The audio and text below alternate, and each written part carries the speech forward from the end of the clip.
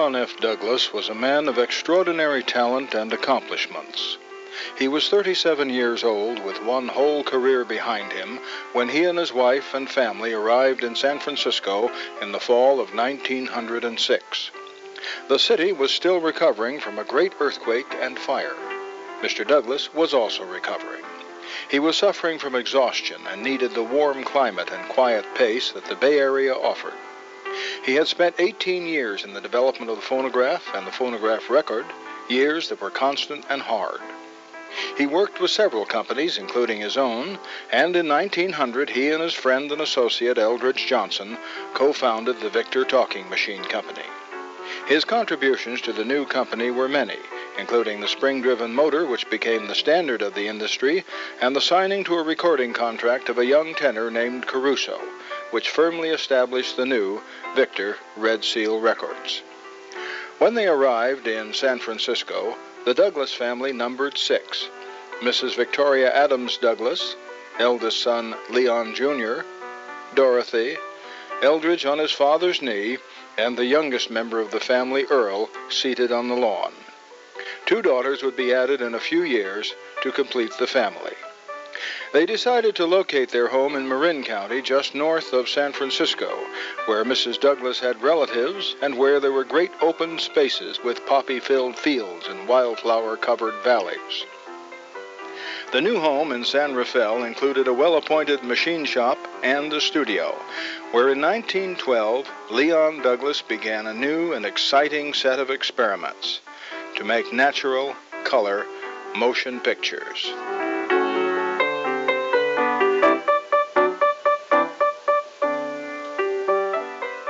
These first films, of which this dance footage is the earliest surviving example, were made by a process that involved alternating red and green frames. Unfortunately, the colors have completely faded in this particular sample, and although the results were satisfactory, the finished films had to be projected with special equipment, a somewhat limiting factor.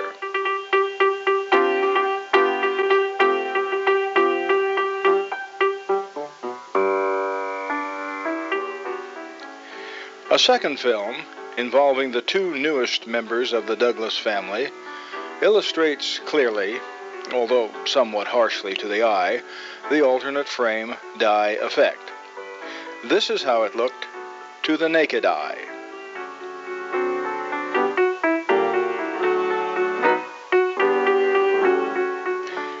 And this is how it looked through the projector's special filters.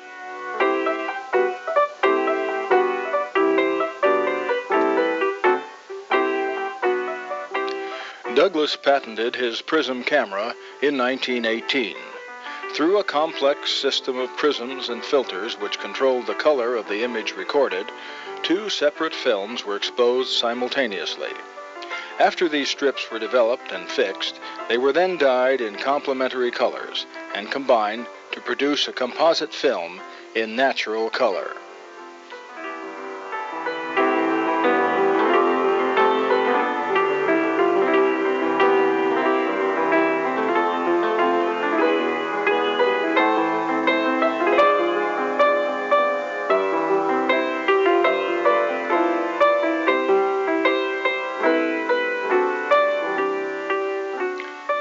Scenes to be filmed were carefully selected by Douglass to show the camera's full range of color capabilities.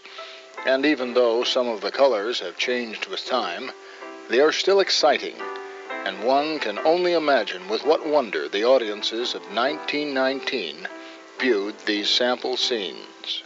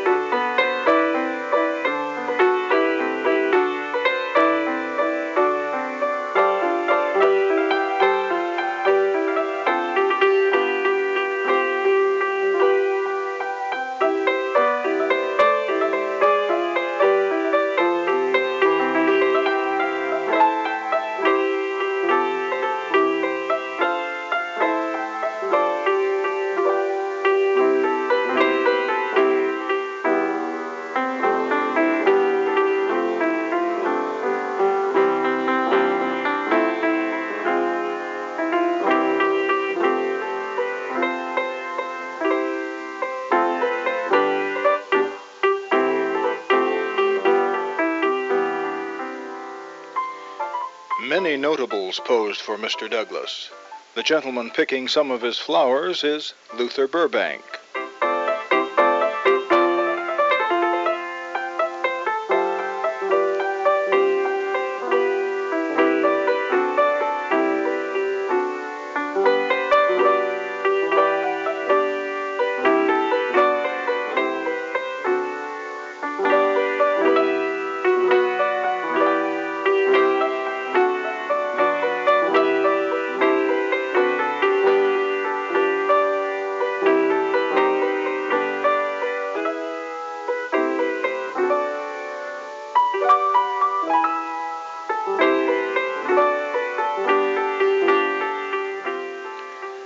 Douglass was responsible for more than 20 inventions for special effects or trick camera work, and he licensed these inventions to various Hollywood film studios.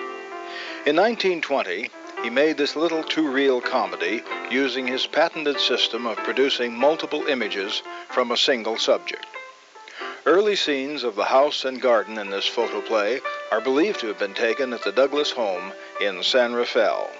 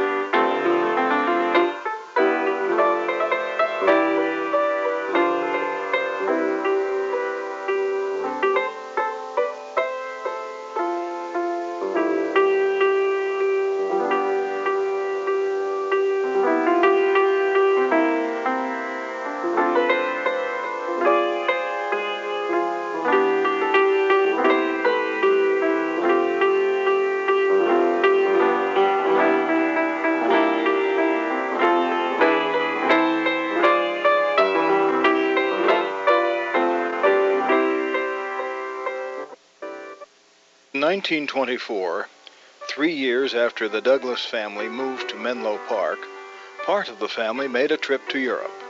Sadly, only a few of the negatives Mr. Douglass took on that trip have survived, but at least we have a few brief glimpses of some of the family members. Their steamer arrives in Venice, a city of canals, gondolas, and motor launches of every size and shape. On board, Eldridge sports a cap, while Earl is bareheaded. Ina and Florence are now 11 and 9.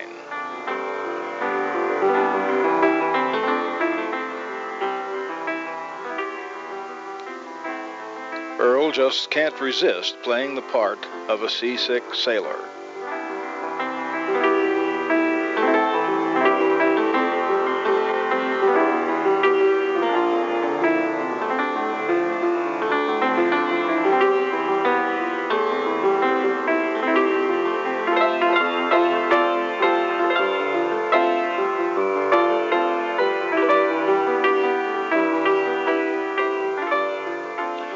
Mrs. Douglass, Ina, and Florence feed the pigeons in the square of St. Mark in Venice, with help from Earl.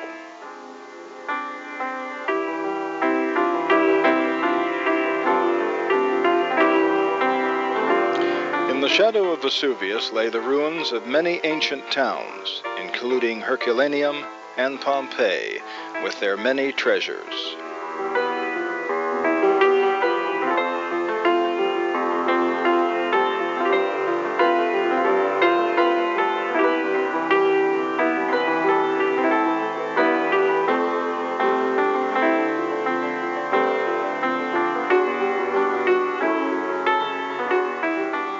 Traveling was obviously a relaxed and pleasant experience. Here, Earl offers tidbits to some young friends.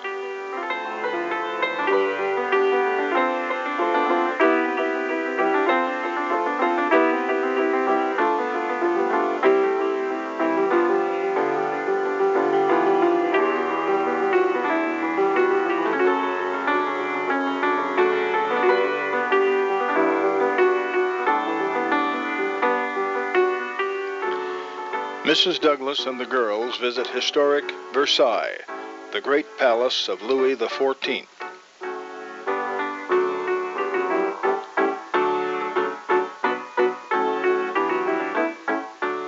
And enjoy the splendors of the Petit Trianon.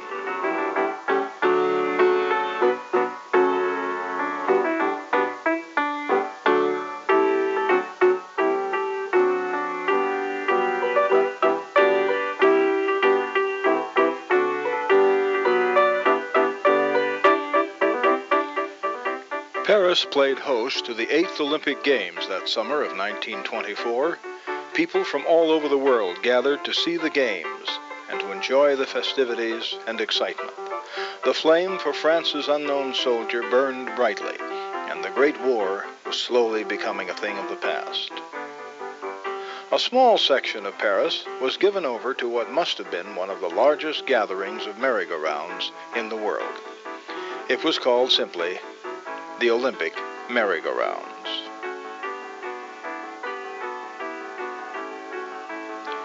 Ina and Florence rode them all.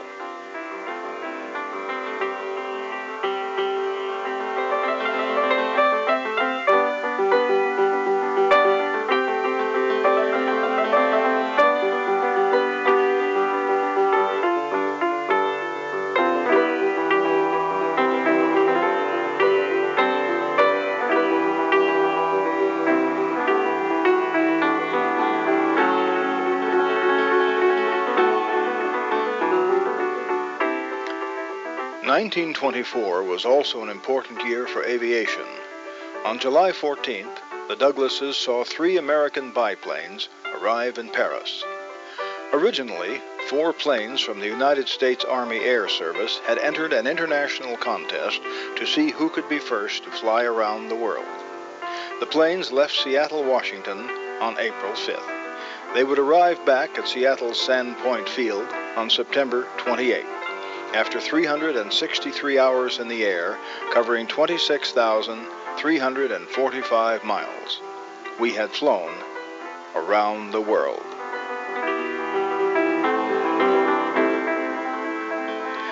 Mr. Douglass photographs the planes as they warm up and leave Paris on the next leg of their flight.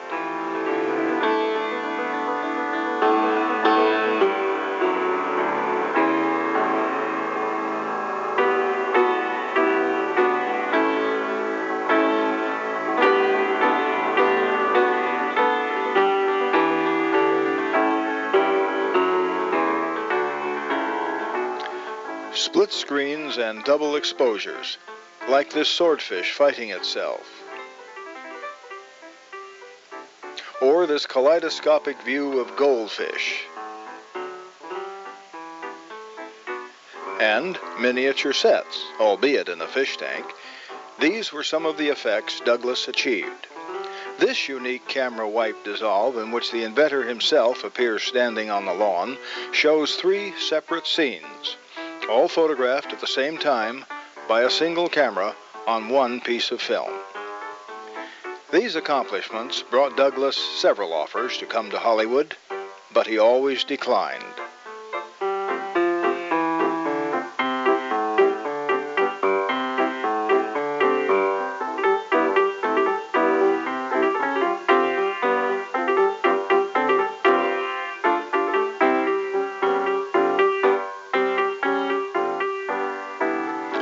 Now, here is another example of a Douglass device.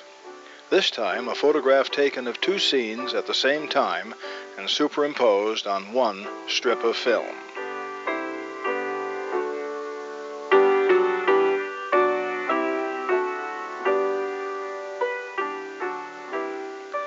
The girl is in one place, and the fire in a different place, yet they appear together.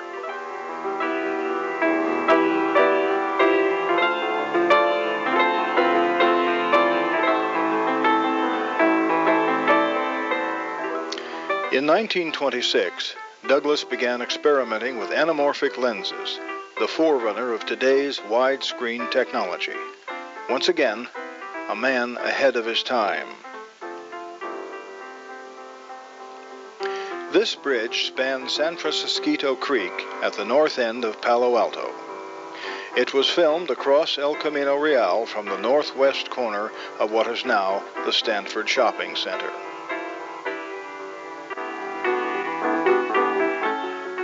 The camera faces Alma Street as the Southern Pacific train heads towards San Jose.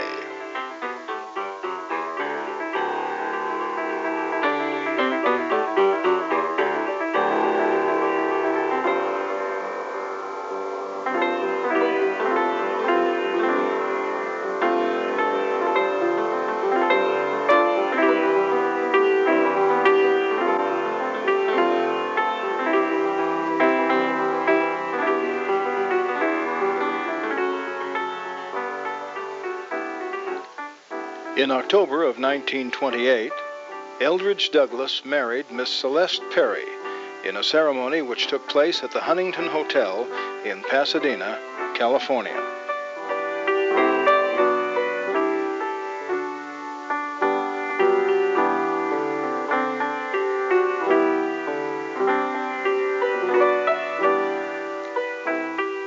The wedding films were taken by a commercial company, which allowed the father of the groom to be seen on the right side of the screen in a brief view of the reception.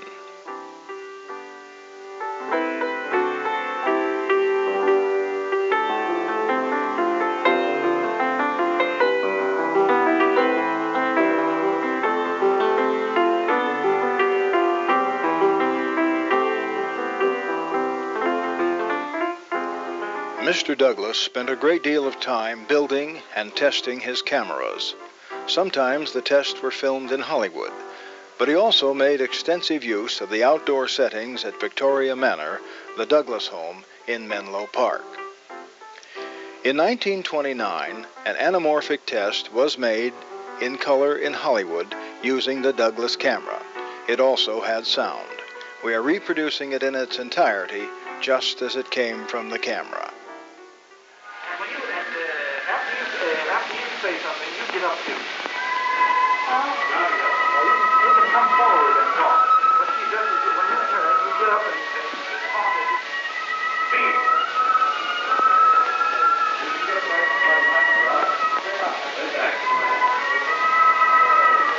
This is the Douglas panoramic lens test in multicolor, the first of its kind. God help us. So am I, Victor.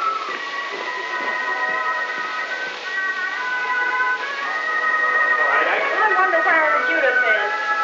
I don't know, but I've heard she's been going out with Jane Whitman. And God help her if she has. Jane Whitman? Yes. Don't worry about that. He belongs to me. Is that so? Yes. Who told you? Well, oh, here she is now. Oh, and later.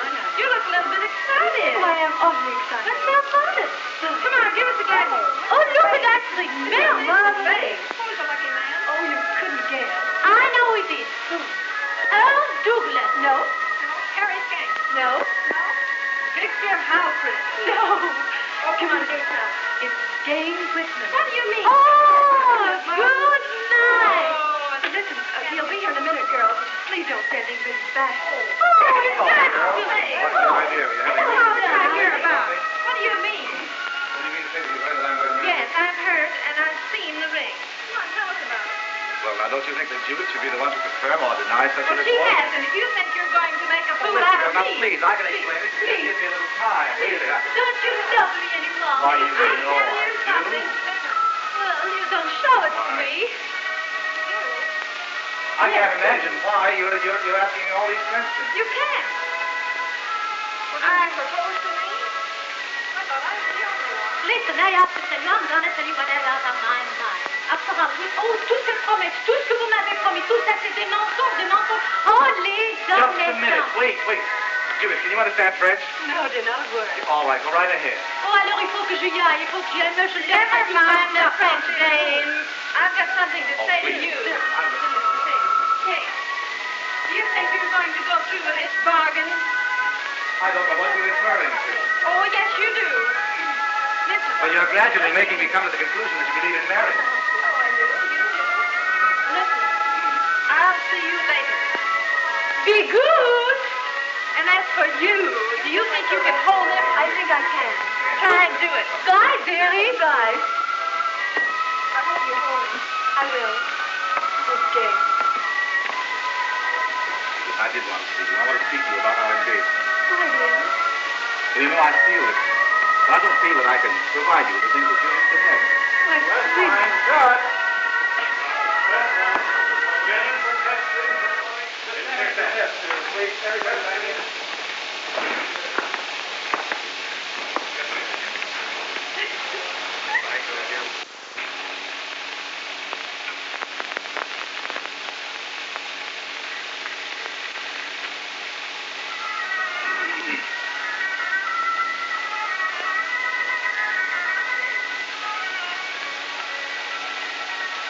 Really, Judith, I wish I could be sure that you really love me. Oh, Gain, I do love you.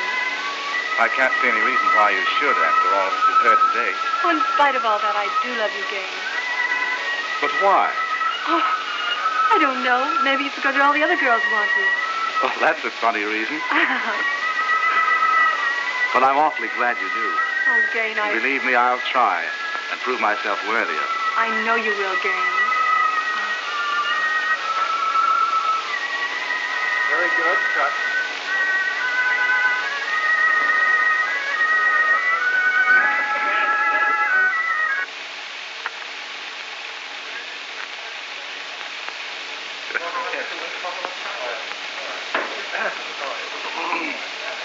Now, we'll take another shot. Another shot.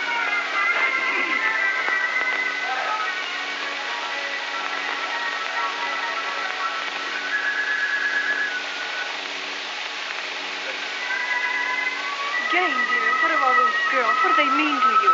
You see, dear, when I came here this afternoon, I expected to find you alone. And, well, after what you've heard, I can imagine what you must think of me. Jane, I wish I knew what to think. Well, surely you can't care for me as you did. I'm afraid I do. You really do? Yes, Gaines. In spite of all you've heard? In spite of all those other girls. Oh, I think you're wonderful. You know, from the first, it's always been you. I don't know what it is. Your eyes, your hair, but... Well, it's just you, I guess.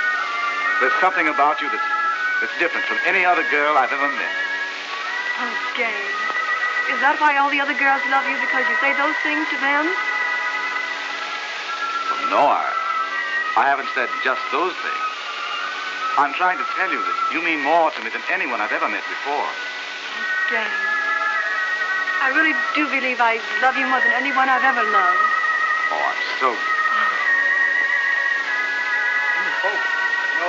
This is the, you're posing now for a multicolor test on the Douglas panoramic lens. And you're really making history. You know that. Do you realize that? They say we're all over the screen. As actors or lovers? Well, I guess... I really can't say.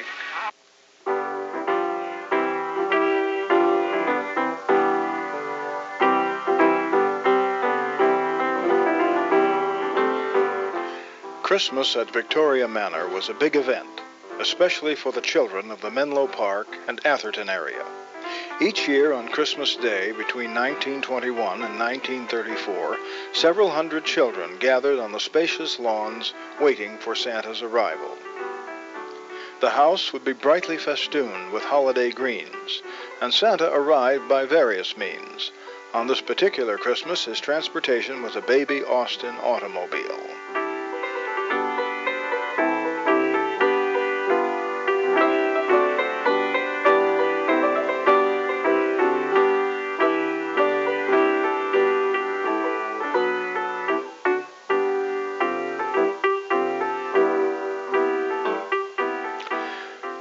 Each child would receive a gift from Santa and a package of Christmas candy. But the amazing part of that Christmas giving was that since the names and ages of the children had been made up weeks before, each child always seemed to receive just the right present. Even the preschoolers were not forgotten.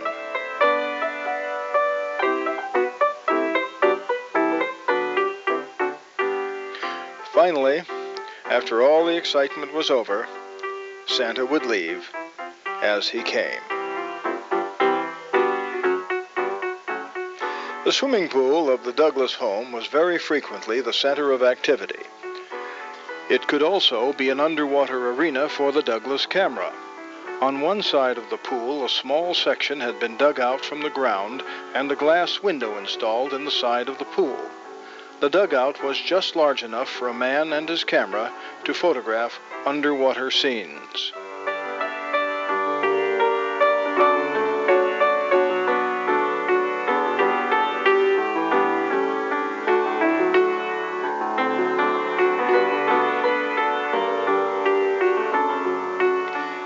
It was a grand place to swim, but the pool was not restricted to people. For instance, this seal seems quite at home, and it's possible that just shortly after his arrival, he just had to go for a swim and an underwater lunch with two of his aquatic friends.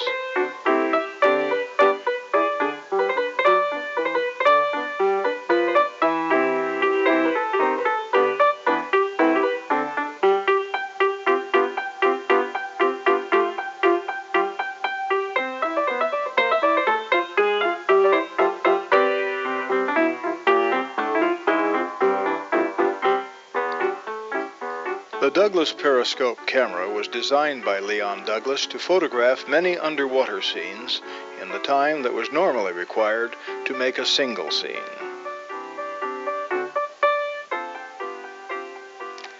An octopus was captured off the coast of Monterey. A large specimen, he measured more than 10 feet across. Unfortunately, he died before he could reach the Douglas pool.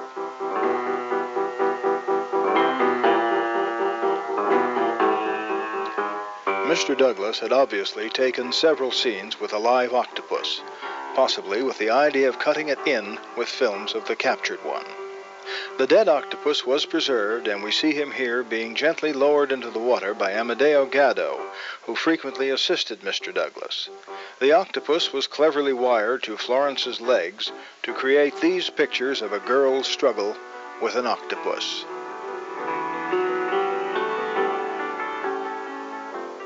In 1932, Mr. and Mrs. Douglass, along with Ina and Florence, joined Mr. Douglass's longtime friend, Eldridge Johnson and his wife, for a cruise on Mr. Johnson's new yacht. This was the Caroline, luxury afloat.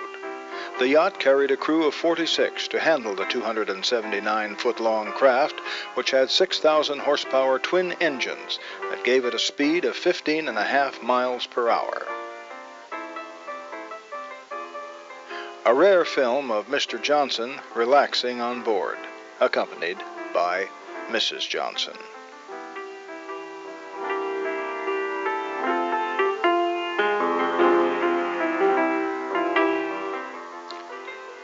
The rooms were all spacious and fitted with every comfort imaginable for the guests.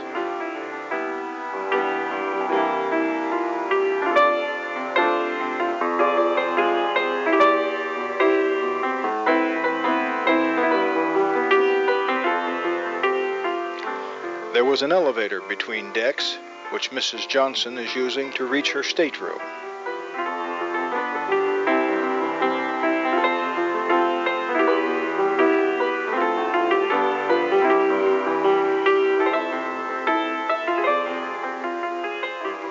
Ina and Florence had a bedroom 18 by 19 feet, which could open out to 38 feet long, and where they could spend a relaxed moment with their mother.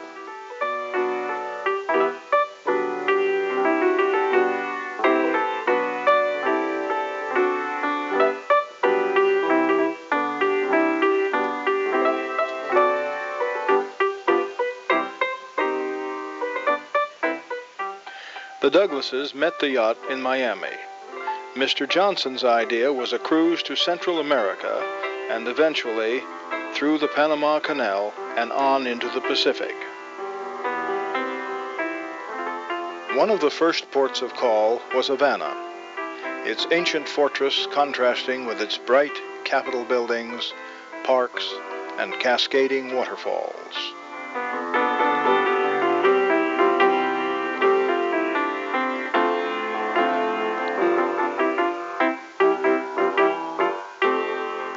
Then Yucatan and Chichen Itza with the 90-foot-high temple of Kukulkan, where Mrs. Douglass shows one of the serpents carved on each of its 4 stairways. Nearby lies the Temple of the Warriors and the Corridor of 1,000 Columns.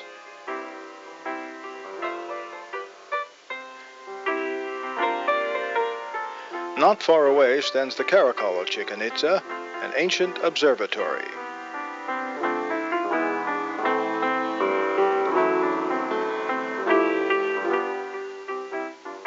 Next stop, Puerto Barrios in Guatemala, and from there, a trip to a coffee plantation.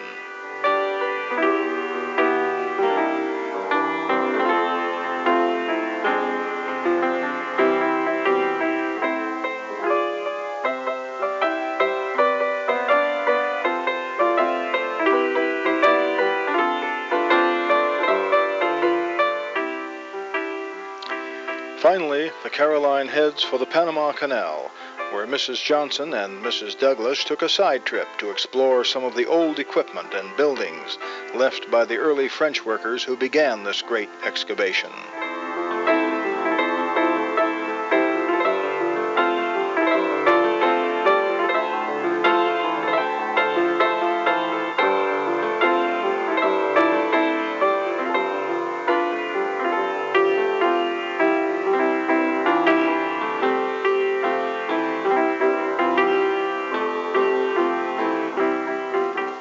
In 1934, Mr. and Mrs. Douglass and the 2 girls were in Hawaii, where Mr. Douglass was photographing underwater scenes and parts of the ocean bottom near Pearl Harbor for the United States Navy. While there, he became interested in the Navy's submarine escape tests that were being carried out in a specially constructed 138-foot-tall tower. A self-contained breathing apparatus, called the Mommsen lung, had been designed to provide sailors with an underwater breathing device which would allow them to reach the surface from a disabled submarine. At the bottom of the tower was a simulated submarine chamber.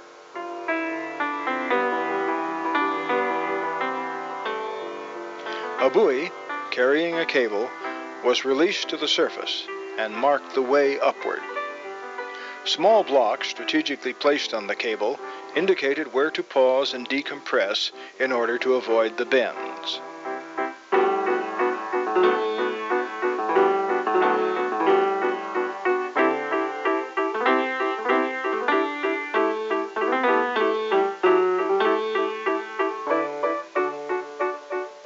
Ina and Florence were not only interested, but also eager to participate in these tests.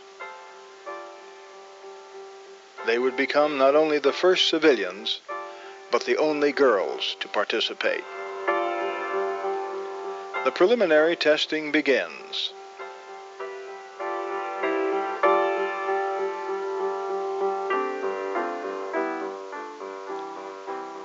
Florence and Ina have their blood pressures checked.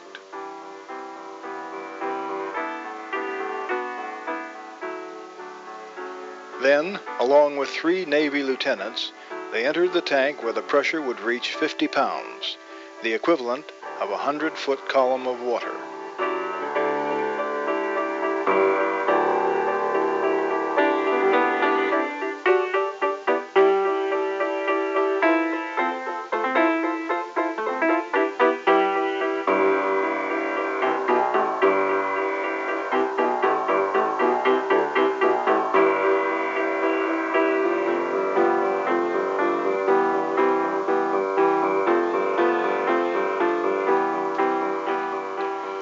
After successfully passing the test, the real experiment began.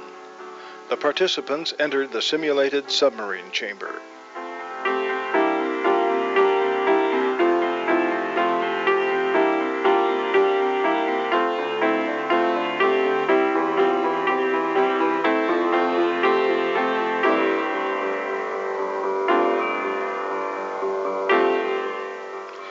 The valve was turned on, which will partially flood the chamber with water.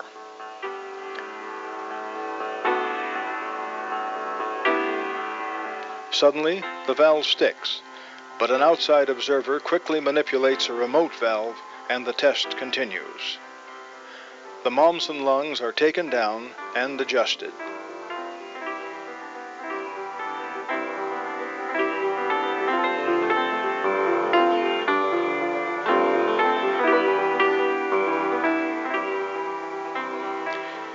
The nose clamps are important as they force the breather to use the mouthpiece.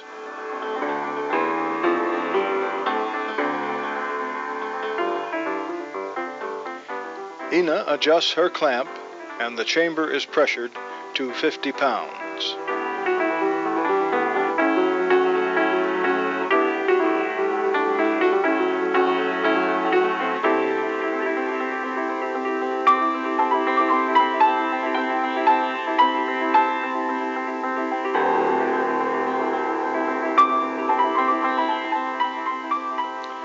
The buoy is released to the surface.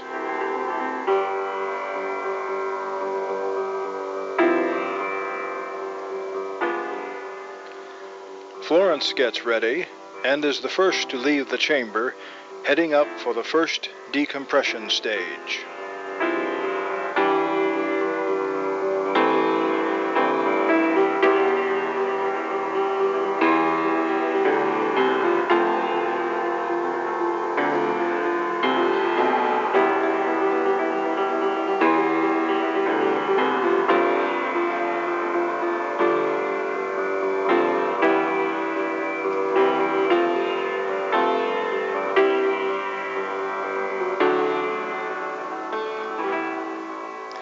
Ina is next to go.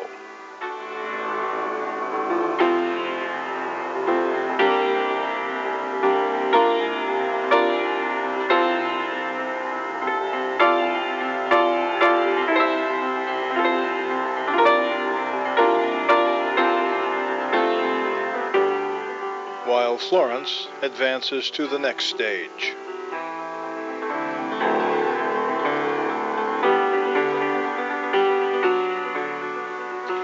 And so it progresses until Florence reaches the surface, followed shortly by a beaming Ina. The Mommsen lung test may have been the last film project with which Mr. Douglass was associated. It is certainly the last chronological film in the Douglass archives. But Leon Douglass continued his research and experimentation until his death in 1940 at the age of 71. A man quick of mind, possessing a keen sense of humor, and a lifelong curiosity. Truly a unique and remarkable person, this man named Douglass.